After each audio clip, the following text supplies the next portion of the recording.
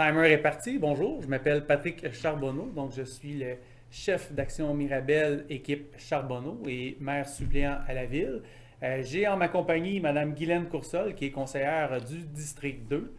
Donc, un mot vite fait sur notre parti. Écoutez, nous avons un parti avec 7 personnes qui sont déjà en place, donc 8 avec moi là, qui a assuré le rôle de l'intérim comme vous savez, suite au retrait de M. Bouchard. Donc, évidemment, nous avons l'intention de présenter un programme extrêmement ambitieux, mais aussi très efficace. Et évidemment, le communautaire en fait vraiment partie.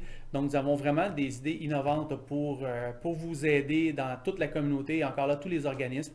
Évidemment, la communication est au cœur de nos décisions et de nos actions. C'est vraiment ce sur quoi nous voulons vraiment focuser. Donc, évidemment, nous n'avons pas le rôle de leader à assumer dans ce qui est de la communauté et du communautaire, mais bien évidemment un rôle de soutien. Donc, il faut vraiment, vous n'avez pas à vous inquiéter, là, nous allons être présents sur le terrain et nous voulons même mettre de l'avant plusieurs ateliers où ce que nous allons pouvoir vous rencontrer et écouter les besoins là, de la communauté. On le sait, on sort présentement d'une période post-pandémique et on sait qu'il y a eu beaucoup de besoins. Les gens ont vraiment été affectés au quotidien. Madame Coursol peut également en témoigner. Nous avons reçu beaucoup de téléphones où les gens étaient vraiment en détresse. Donc, nous avons vraiment l'intention de bien repartir la machine et surtout de soutenir tous nos organismes qui sont nos yeux sur le terrain. Un mot ajouté? Bien oui, ben moi je fais partie du comité des aînés justement et je suis présidente de l'Office municipal de l'habitation. Et dernièrement, on a fait le tour de toutes nos HLM et puis dans nos discussions avec les aînés, on a vu que le problème de transport était vraiment une des priorités, puis un des enjeux là, pour le déplacement des aînés, soit pour aller dans diverses activités ou pour leurs soins de santé. Aussi, on sait que notre ville est très vaste et on a une problématique qui est la division de nos soins de santé autant au nord que au sud, on dit au sud. Vous avez tout à fait raison, C'est Mme Coursol. ça, au sud. Donc, ça aussi, il faut travailler avec nos aînés, pour le transport en commun. On a aussi la gare, alors c'est pour travailler les transports à s'en aller à la gare et pour relier, pour que les gens puissent aller à leurs activités. Aussi, on travaille sur ben, peut-être qu'on va en parler aussi dans le prochain questionnement. Je regarde mes notes, je pense que oui. Oui, c'est ça. On va parler ben, notre taux de taxation. On n'a pas parlé? Taux Ben oui, de, mais vous me surprenez. Ah oui, qu'en est-il de votre taux de taxation, Taux Mme de Coursol? taxation le plus bas, je pourrais dire, dans la région. Et puis, on va le maintenir pour l'année 2022. Ensuite, soutien aux familles, c'est toujours notre priorité. Famille, aînés et les organismes. Moi, c'est ma priorité. Ça fait longtemps que je le dis. Il faut arrêter de travailler en silo. Chaque organisme est vraiment se réunir tous ensemble. Donc, on aimerait ça faire une table avec tous les organismes pour savoir les besoins des organismes, être à l'écoute. Je suis aussi dans le comité de Mirabel économique et puis on a de l'argent pour les organismes. On a mis de Alors, l'argent. oui, on a de l'argent dans les fonds. Alors, tu sais, il faut faire la promotion de justement, On veut des projets. faut créer, ouais, On c'est veut des ça. projets, c'est tout simplement ça. On veut vous aider à les réaliser, mais évidemment, les projets partiront pas d'en haut, donc on parle de l'instance politique, mais ils doivent partir d'en bas, de la communauté. Et puis, sachez que vous avez un conseil qui est extrêmement à l'écoute, une équipe qui est extrêmement à l'écoute, tout simplement, et nous allons vous aider à réaliser tous ces beaux projets dont vous avez envie et qui vont faire de notre ville et de notre communauté un endroit envié par tous.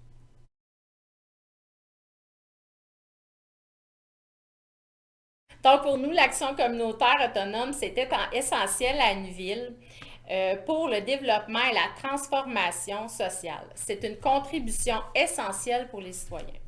Donc, pour la mobilisation citoyenne, pour élaborer des outils, pour travailler avec d'autres ressources au milieu et réaliser des actions concrètes. On avait déjà terminé. Bon, Oui. écoutez, je vais renchérir. En fait, quand on parle d'autonomie, dans le fond, quand on parle d'action communautaire autonome, évidemment, c'est d'être libre de ses propres décisions. Ce n'est vraiment pas issu d'une instance administrative ou politique. Donc, c'est vraiment issu de la communauté. Donc, c'est vraiment la communauté qui se doit de décider d'avoir ce pouvoir décisionnel-là. On peut prendre, par exemple, le cas des maisons des jeunes où la ville ne devait pas avoir un siège, justement, pour ne pas venir influencer des décisions et pouvoir aussi avoir les subventions pour lesquelles cet organisme avait droit. Donc, je biffe sur ma feuille. Donc, poursuivre une mission sociale dans le but de favoriser la transformation sociale, évidemment, Mme Coursol l'a énuméré juste avant. Et puis, évidemment, l'important, c'est de bien favoriser la participation citoyenne. Donc, les gens de la communauté doivent définitivement s'impliquer pour arriver à faire de l'action communautaire une action communautaire autonome.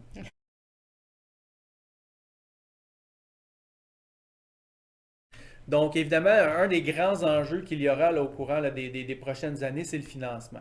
Évidemment, on sort d'une crise où l'argent a vraiment été mis à des endroits où il ne sera plus possible d'en avoir. Donc, le financement va devenir vraiment un enjeu très important au niveau là, du communautaire. Évidemment, la communication. Pour arriver à bien être capable de desservir la population, la communication devient extrêmement importante parce que sinon, on finit par travailler en silo et à ce moment-là, on ne devient pas efficace. Donc, la communication devra vraiment être mise de l'avant. Les enjeux de pauvreté. On le voit avec cette crise, l'écart entre les riches et les pauvres va s'accentuer. Donc, il va vraiment falloir trouver des façons de rétrécir cet écart-là et aussi d'aider à ce que la pauvreté puisse être remontée pour qu'on puisse vraiment aider là, ces citoyens là, dans notre communauté. L'autre enjeu, c'est vraiment la participation citoyenne. On le voit, plusieurs organismes ont de la misère à recruter des membres, c'est surtout au niveau des bénévoles. Les gens ne veulent plus s'impliquer, malheureusement. Donc, je reviens à la communication. On va falloir trouver vraiment un outil de communication pour être capable d'aller chercher la communauté, pour pouvoir les aider, pour pouvoir les amener à aider nos organismes, pour vraiment aller chercher beaucoup de bénévoles pour, à ce moment-là, améliorer les échanges que l'on nous avoir, que là, ça se dit mal, que l'on... J'ai beaucoup trop de voyelles dans ma bouche. Donc, que l'on va avoir ou que nous allons avoir avec les citoyens. Donc, l'autre enjeu, la main-d'œuvre. Évidemment, la main-d'œuvre, ça va être extrêmement difficile. On le voit un peu partout. On est en manque criant de personnel. Pour les organismes, évidemment, ça va être exactement la même chose. Des ressources importantes vont être appelées à manquer et il va falloir trouver à ce moment-là des façons et des solutions pour aider ce manque.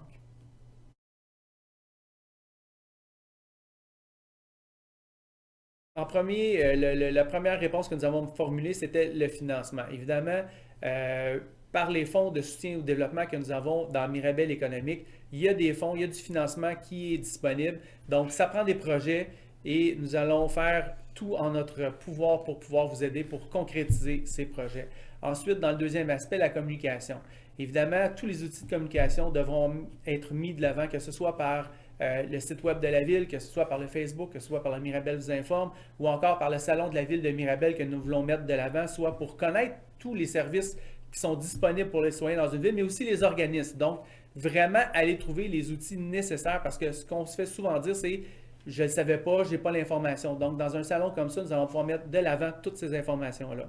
Ensuite, pour le troisième, c'est la pauvreté. Donc, ce qui est de la pauvreté, évidemment, nous sommes en recherche pour des terrains pour des logements sociaux. Vous n'êtes pas sans savoir qu'un 40 logements est en plan, donc nous voulons aller de l'avant avec cette facette. Ensuite, projet de règlement sur les logements sociaux. Oui, évidemment, nous allons mettre de l'avant un projet de règlement sur les logements sociaux. Donc, quand il va y avoir des projets de développement, nous allons demander une partie en logements sociaux ou encore une rétribution, c'est ça?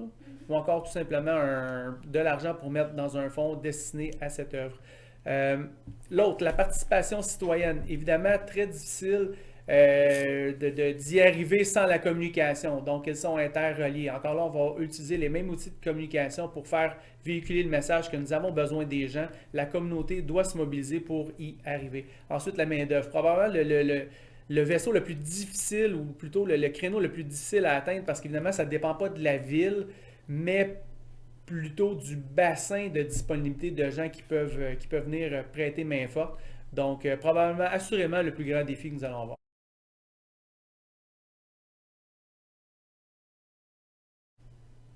Donc, pour débuter, évidemment, pour ce qui est des 8 à 11 ans, par l'entremise de nos îlots jeunesse, nous avons élargi notre spectre d'activité pour les 8 à 11 ans. Donc, c'est déjà une première offre.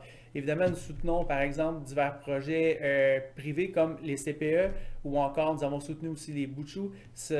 Tout ça en lien avec les demandes qui nous sont formulées. Donc, on fait vraiment un ajustement au niveau de l'offre des activités en fonction des demandes qui nous sont formulées. Évidemment, tout ce qui a trait aux activités de relâche, les terrains de jeu l'été, les activités que l'on offre par l'entremise de nos bibliothèques, la programmation de loisirs qui est justement ajustée selon la demande et aussi nous avons l'intention de bonifier tout ce qui va être pour le soutien pour la maison de la famille.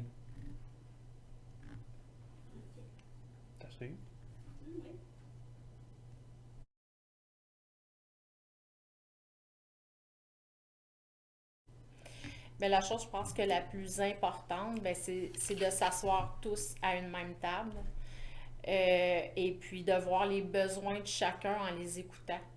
Je pense que ça, c'est un besoin criant. Encore là, pour qu'on travaille tous ensemble. Des fois, on se répète dans nos actions. Chacun travaille de son côté. Je pense que là, il faut vraiment mettre l'action de travailler ensemble, de voir c'est quoi les besoins. Puis la ville, bien, on est là pour écouter et mettre de l'avant des projets. Des fois aussi, il faut maintenant, on a travaillé beaucoup dans la sensibilisation. Maintenant, il faut mettre des projets concrets. Faut aller de l'avant dans le transport avec nos aînés. Moi, j'irais vraiment avec pour le soutien là, pour la table. Mais ça revient toujours à la même chose. Je pense que dans le communautaire, la priorité, c'est vraiment l'écoute et la communication. Parce qu'on a beau être en politique, comme mentionné, ce sont nos organismes qui ont vraiment le pouls sur le terrain. Puis c'est vraiment à eux de soulever les drapeaux pour qu'on puisse faire des interventions, pour qu'on puisse agir en soutien. Donc, ça revient toujours à de l'écoute. Sachez que nous allons être extrêmement attentifs à vos demandes. Nous allons tout faire en notre pouvoir pour vous soutenir. Puis, évidemment, tout ça pour le grand besoin là, de notre communauté. Là.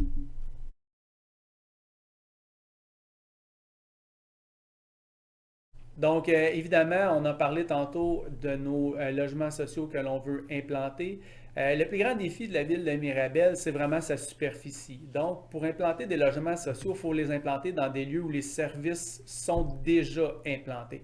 Le transport en commun, oui, on veut l'accentuer, on en a parlé, mais évidemment, le défi de la distance entre chaque noyau est très important. Donc, nous, quand on parle de logements sociaux, on veut les implanter au bon endroit. Évidemment, quand on parle de mobilité abordable, le réseau cyclable, nous avons mis beaucoup d'efforts depuis que nous sommes en poste pour relier tous les secteurs, d'avoir une interconnectivité encore plus grande que seulement la ville. Nous voulons vraiment connecter avec les villes voisines. Donc, pour vraiment offrir un réseau cyclable pour que les gens puissent vraiment se déplacer et aller chercher les services dont ils ont besoin à coût très modique, à part le vélo. Donc, évidemment, pour ce qui est du transport collectif, la Couronne Nord est en grand rattrapage. C'est pas évident. Les sommes sont à venir. On sait qu'avec la pandémie, il y a des grands enjeux financiers à ce niveau-là. Donc, ça va vraiment être difficile d'établir un plan stratégique tant et aussi longtemps qu'on ne connaîtra pas la facture qui va nous être acheminée pour le transport en commun. Mais évidemment, on est déjà en train de travailler sur des systèmes de création de systèmes de covoiturage. On le voit, il y a des gens qui sont disponibles pour pouvoir aider particulièrement nos aînés ou encore les personnes qui n'ont pas de voiture. Donc, on veut vraiment créer un réseau local de transport en commun. Ce sont des choses sur lesquelles nous allons mettre sur la table des idées que nous allons arriver à établir éventuellement.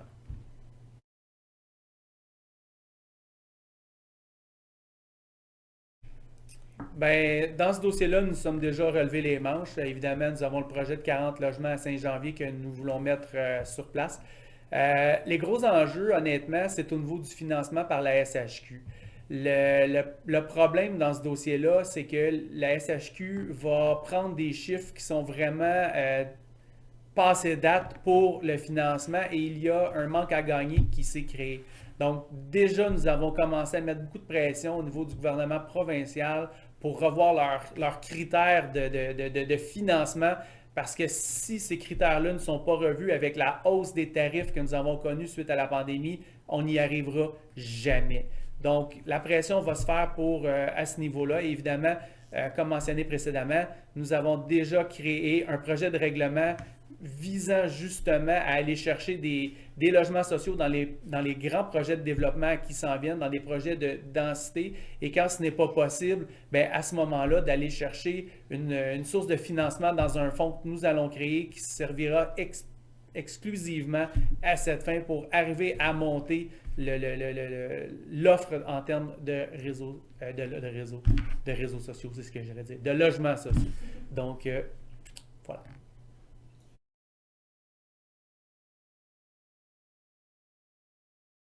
Donc, on sait qu'on a le projet du petit panier vert à Mirabel. Donc, on veut toujours le soutenir, ce groupe d'achat de fruits et légumes. On a fait la mise en place aussi, la création de deux jardins communautaires, un à Saint-Janvier, un à Saint-Benoît. On a fait un règlement aussi pour que les citoyens puissent entre eux faire des jardins communautaires. Alors, on a un projet qui a été fait dans le domaine vert et puis on a plusieurs demandes. Donc, de plus en plus...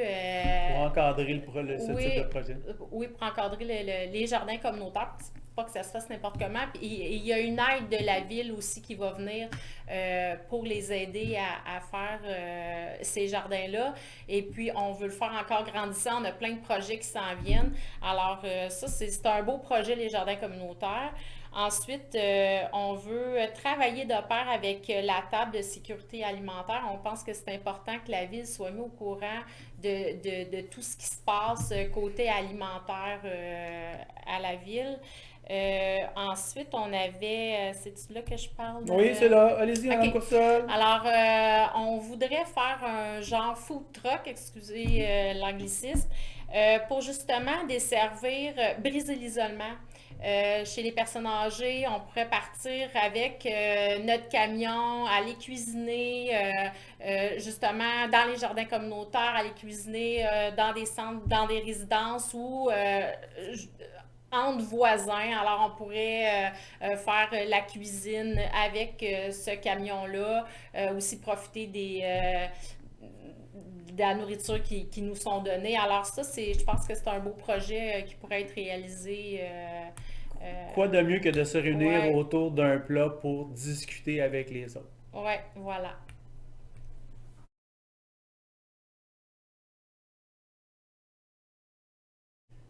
Bien, dans ce dossier, évidemment, le centre d'hébergement multiservice de Mirabel a toujours été un projet que nous avons appuyé. Évidemment, nous avons donné le terrain, qui est quand même une valeur là, de plusieurs centaines de milliers de dollars pour réaliser ce projet dans lequel nous croyons. Évidemment, nous mettons quand même une certaine pression car le terrain appartient à l'ensemble des citoyens. Donc, nous voulons vraiment voir la concrétisation de ce projet. Nous savons qu'il y a eu beaucoup d'embûches, mais sachez que malgré tout, la Ville est toujours derrière ce projet qui viendrait répondre à une portion là, de cette problématique. Évidemment, il y a aussi le soutien que nous voulons continuer de faire. On a eu la pandémie, évidemment, ça l'a arrêté, mais tout ce qui était pour les dîners communautaires, donc les espèces sans les nommer comme ça, mais on va dire les soupes populaires. Donc, pour vous, encore une fois, briser l'isolement, offrir de bons repas à prix modique et rassembler les gens. Il y a aussi les paniers de Noël qui sont faits avec le service de police de la ville de Mirabel. Donc, encore là, c'est un autre projet qui est mis en place par la ville pour aider les citoyens. Dans un autre ordre d'idée, il y a des terrains que la ville a acquis par vente pour taxe, dans le fond, où ce que les gens n'ont pas payé, n'ont jamais été réclamés, dans le Petit-Saint-Charles. Donc, c'est des terrains qui sont en zone agricole et que nous voulons vraiment faire un projet pour transformer ces terrains-là vraiment en terres cultivables et ensuite aller récolter des produits maraîchers. Encore là, pour faire du pouce avec notre camion de rue, le food truck que nous voulons instaurer. Donc, si les gens n'ont pas de jardin communautaire, bien, nous pourrions à ce moment-là amener tous les produits de ce jardin pour aller les cuisiner encore là avec tous les organismes qui existent, que ce soit la maison de la famille, que ce soit dans nos HLM ou les OMH. Les fermières. Les fermières, dans le fond, vraiment pour faire des bons produits, des bons repas et ensuite aller les distribuer à la population.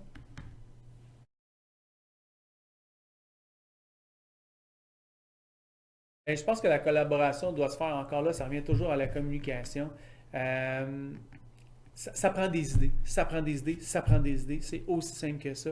Nous, on s'est donné le mandat d'aider à la réalisation de ces projets-là. Évidemment, tout ce qui va être, pour moi, ce qui va venir chercher, c'est tout ce qui va être infrastructure pour faire bouger les gens, que ce soit par l'entremise d'un centre aquatique, que ce soit par l'entremise d'un pump track, que les arénas de patiner. Je pense que quand les jeunes ont des infrastructures pour bouger, on a beaucoup plus de chances de garder nos jeunes dans le droit chemin que d'avoir des garnements qui vont à ce moment-là faire des mauvais coups. Évidemment, on va toujours se référer au CDC pour nous amener des projets à ce niveau-là pour pouvoir les concrétiser. Évidemment, comme mentionné précédemment, on n'a pas toujours le pouls. Nous, notre rôle, c'est vraiment un rôle de soutien et d'accompagnement, mais évidemment, la porte, elle est plus que grande ouverte. Elle est complètement défoncée pour tous les projets qui peuvent arriver et qui peuvent aider notre communauté.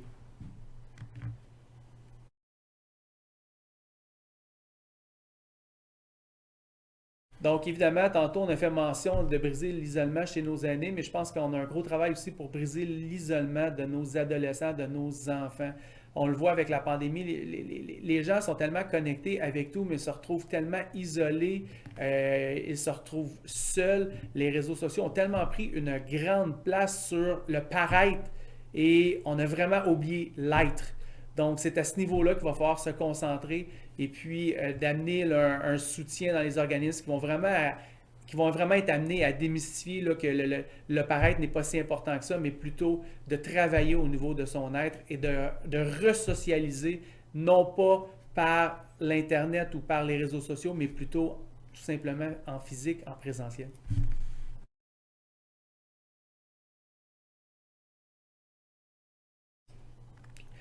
Moi, cette question-là, honnêtement, je trouve malheureusement qu'elle est mal formulée ou encore elle nous envoie dans une direction pour laquelle il ne faut pas aller. La réponse, là, elle est dans la question. Quand on parle d'une ressource supplémentaire en travail social, c'est ça la réponse. Mirabel a été dans les premiers à avoir, en fait, je pense qu'on est les seuls. D'ailleurs, on fait vraiment l'envie du service de police de Blainville. Nous avons vraiment deux ressources en travail social, dont une qui est vraiment dans un aspect beaucoup plus général, mais une qui est vraiment là, attitrée à tout ce qui est de la violence conjugale. Donc, pour nous, c'est vraiment ça la clé pour y arriver. Évidemment, au niveau de nos policiers, dans le fond, ils ont des formations là, justement en intervention quand ces situations délicates arrivent. Donc, ils sont vraiment formés et sensibilisés pour leur intervention là, au niveau de la violence conjugale. Donc, la clé se trouve vraiment à cet endroit-là. Je pense que nous devons continuer dans cette voie-là parce que vraiment, ce sont les acteurs du milieu qui vont vraiment faire la différence. Puis encore une fois, je pense que de soutenir les organismes qui s'occupent de femmes violentées sont toujours ouverts à leurs projets, puis aussi à leur offrir de l'aide aussi. On le voit là, de plus en plus, malheureusement, de féminicides. Évidemment, on ne voudrait pas que ça arrive à Mirabel.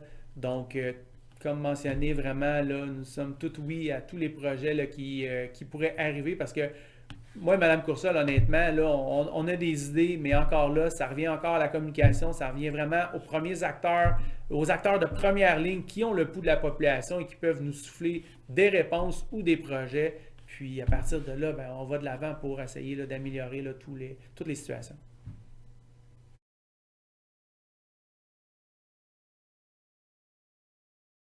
Alors, pour le mot de la fin, comme je suis beaucoup dans le communautaire et impliquée, je veux le rester. Je veux que la ville soit de plus en plus à l'écoute de tous les organismes, qu'on s'unisse. Je pense qu'ensemble, on est capable de faire de grandes choses. On est capable de faire de grands projets, autant avec les aînés qu'avec nos ados, qu'avec nos tout-petits. Et les familles. Oui, les familles.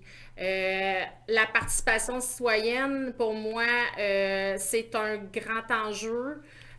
Parce que on le voit dans les organismes s'essoufflent. Ils s'essoufflent dans leur projet, s'essoufflent parce qu'ils ont plus personne. Alors, c'est d'essayer d'aller recruter, mais on va enlever le mot bénévole maintenant, c'est participation citoyenne parce que on va essayer de réduire les heures, on va essayer d'être plus à l'écoute des bénévoles ou des participants, des citoyens qui veulent venir offrir leur aide pour pas que ça soit comme un emploi.